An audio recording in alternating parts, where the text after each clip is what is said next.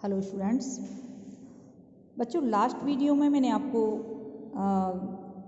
ये chapter reading करा दी थी। सबसे पहले रीडिंग कराई थी, उसके बाद मैंने फिर एक्सप्लेन किया था।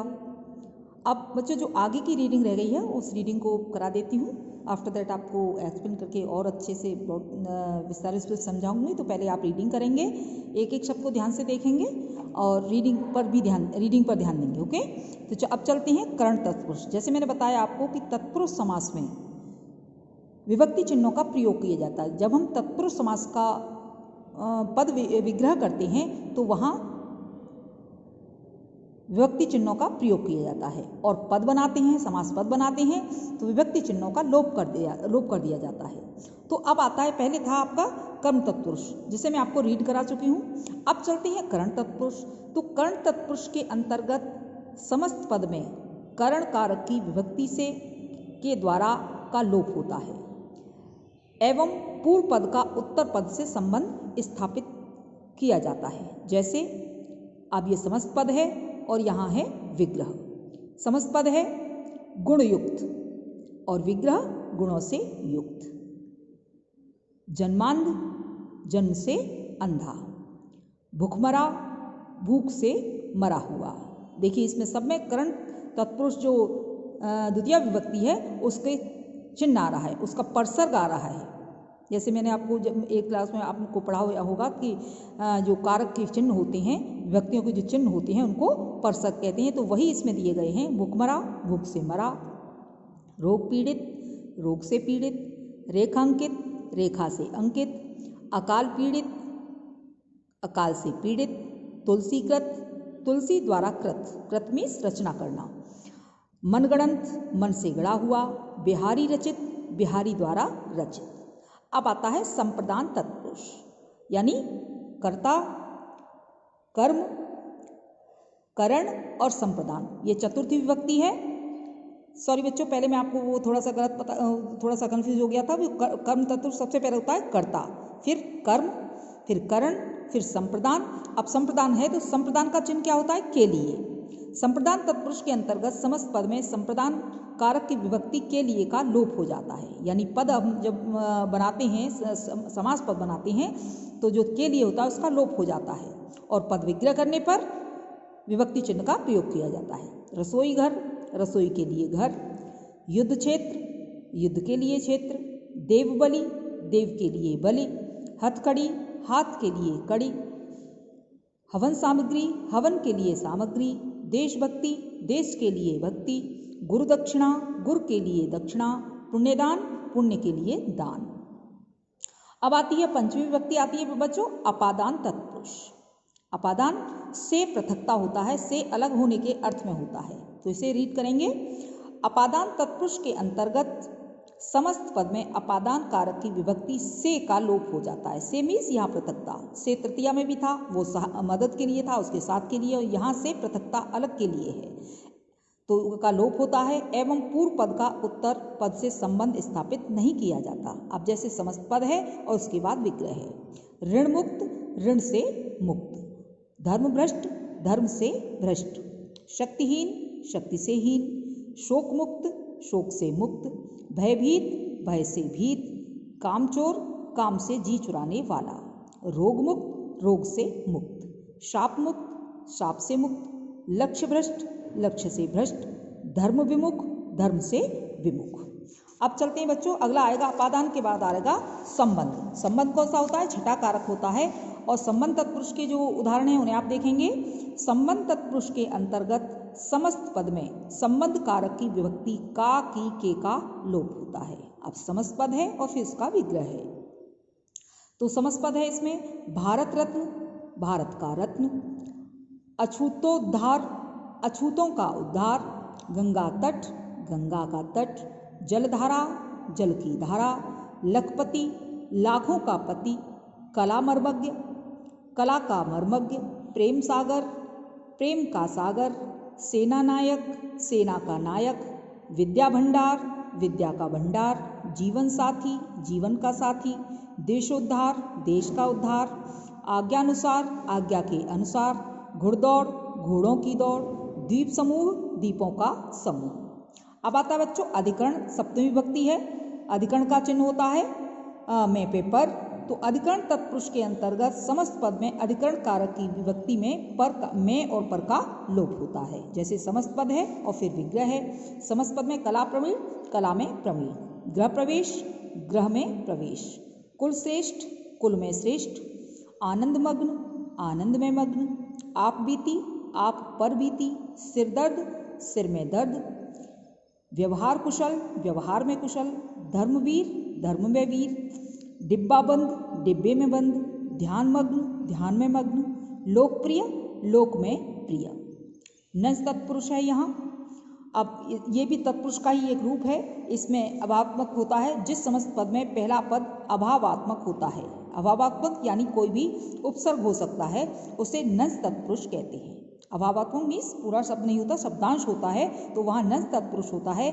जैसे पद समस्त पद है और यहाँ पद विग्रह है। जैसे अनिच्छा, न इच्छा, अनदेखी, न देखी, अनुचित, न उचित, अस्थिर, न स्थिर, असत्य, न सत्य, अयोग्य, न योग्य, अनंत, न योग्य, न अनंत, न अंत, अज्ञान, न ज्ञान, असंभव, न संभव, अधर्म, न धर्म। ये तो हो गया बच्चों आपका तत्पुरुष समास।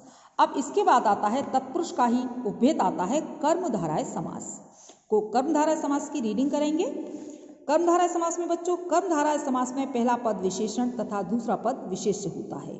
पूर्व पद तथा उत्तर पद में उपमेय और उपमान का संबंध भी हो सकता है। जैसे मैं इससे पहली वाली वीडियो में आपको बता चुकी हूँ, पहले मैंने एक्सप्लेन किया था, थोड़ा सा मैंने आपको बताया था कि कर्मधारय समास में या तो पहला पद विशेषण और दूसरा पद विशेष्य होता है, या फिर उन दोनों पदों में प्रथम पूर्व पद और उत्तर पद में विशेषण और विशेष्य का संबंध होता है, या उपमेय और उपमान का संबंध होता है। तो विशेषण विशेष्य कर्मधारय समास होतेंगे। जैसे ये पद देखेंगे, इसके समस्त पद है अधपका, और विग्रह करेंगे तो इसका हो जाएगा आधा है जो पका। सुपुत्र, अच्छा है जो पुत्र। नील गाय, नीली है जो गाय। अंधकूप, अंधा है जो कूप। नीलांबर, नीला है जो अंबर। लाल बाजार, लाल है जो बाजार। मधुमक्खी, मधु का संचय करने वाली मक्खी। पर्णकुटी, पर्ण अर्थात पत्ता होता है, पर्ण से बनी कुटी। मालगाड़ी, माल को ढोने वाली गाड़ी। महाजन, महान है जो जन। मुख्याध्यापक, मुख्य है जो अध्यापक। ओके, अब आता है उपमेय उपमान। ये तो हो गया विशेषण और विशेष्य कर्मधारय समास का। अब उपमेय और उपमान के बारे में दिया गया है, तो उपमेय उपमान भी वही होता है जो आपने 9th क्लास में, सॉरी इससे पहले पढ़ा था आपने अलंकार में पढ़े होंगे, आपने 6th 7th 8th में पढ़े थे, तो उसमें उसी में होता है वो उपमेय उपमान। उपमा अलंकार में उसी के ये अंग हैं। तो समस्त पद है क्रोधाग्नि, विग्रह क्रोध रूपी अग्नि। नरसिंह, सिंह रूपी नर। घनश्याम, घन के श्याम, घन के समान श्याम। वचनामृत, वचन रूपी अमृत। चंद्रमुख, चंद्रमा के समान मुख। स्त्री रत्न, स्त्री रूपी रत्न। कनकलता, कनक के समान लता। प्राण प्रिय, प्राणों के समान प्रिय। अब आपने देखा कि जो आता है इस कर्मधारय समास में, अगर पद विग्रह करती हैं तो जो का प्रयोग होता है। अगर विशेषण विशेष्य है तो जो आ रहा है, और यदि उपमेय उपमान है तो समान आता है, या के समान और समान आता है। घन के समान रूपी आता है, या तो रूपी आएगा या के समान आएगा। किसमें? यदि उपमेय और उपमान का संबंध है पूर्व पद और उत्तर पद में, तो वहाँ के समान आएगा अथवा रूपी आएगा पद विग्रह करने पर। अब द्विगु समास में की ओर चलते हैं बच्चों। ये द्विगु समास तत्पुरुष समास का ही उपभेद है। वैसे द्विगु समास पूर्ण समास है। जिसे देखिए, जिस सामासिक पद शब्द समस्त पद का पहला पद संख्यावाची विशेषण है उसे द्विगु समास कहते हैं। जैसे मैं पहले आपको इससे पहली वाली वीडियो में आपको एक्सप्लेन भी कर चुकी हूँ, समझा चुकी हूँ, तो फिर रीड कर लीजिए। देखिए, समस्त पद है शताब्दी, सप्त माने 100 वर्षों का समूह। अब बच्चों थोड़ा सा और मैं बताऊंगी कि इस समास में द्विगु समास जो होता है, इसमें जो इसके अंत होता है वाक्य में, जो सबसे लास्ट वाला शब्द होता है वो समूह होता है। समूह या समाहार होगा तो वहाँ द्विगु समास होगा। और पूर्व पद, इसका जो पूर्व पद है वो सभी संख्यावाची हैं, संख्या से शुरू हैं, गिनतियों से शुरू हैं। जैसे शताब्दी, शत 100 वर्षों का समूह। द्विघातीय, 2 घातों का समूह। त्रिफला, 3 फलों का समूह। तिरंगा, 3 रंगों का समाहार। चारपाई, 4 पैरों का समाहार। पंचामृत, 5 अमृतों का समूह। पंजाब, 5 आबों, आबों बोलते हैं नदी, 5 आबों का समूह। नवरत्न, नवरत्नों का समाहार, समाहार भी कह सकते हैं, समूह भी कह सकते हैं। एक पदी, एक पद वाला। 4 दीवार, 4 दीवारों का समाहार या 4 दीवारों का समूह। ओके, द्विगु समास के बाद चलते हैं बच्चों बहुब्रीहि समास में।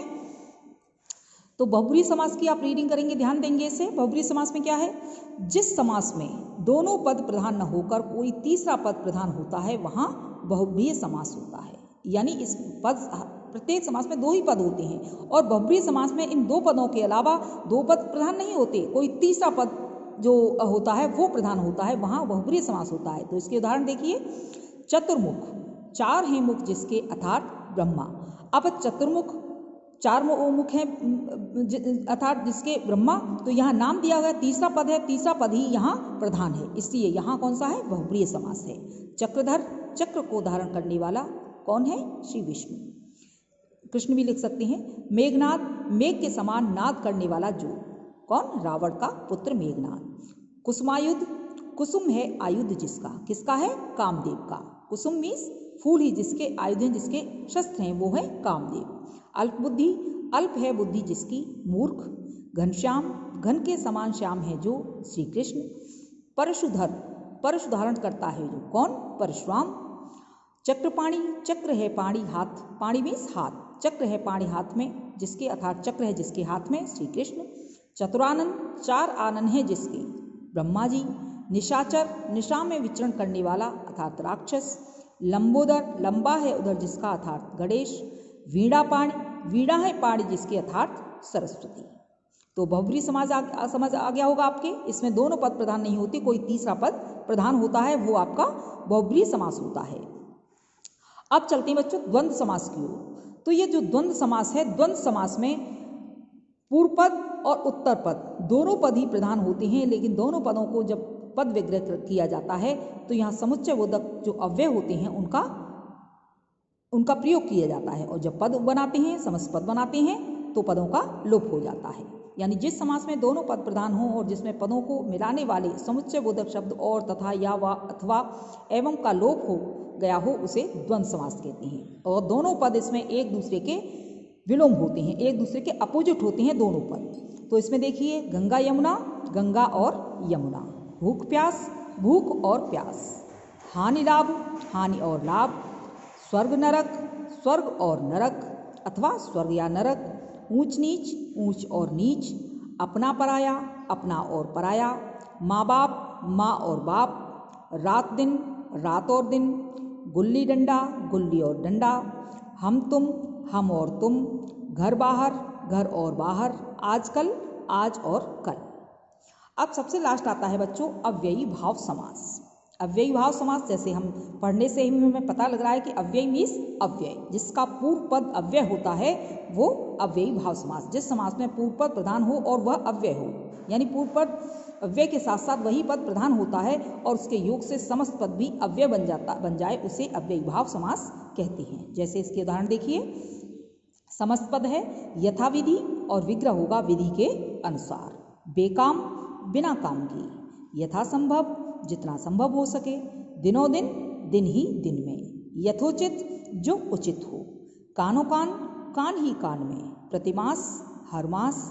निस्संदेह, बिना संदेह के।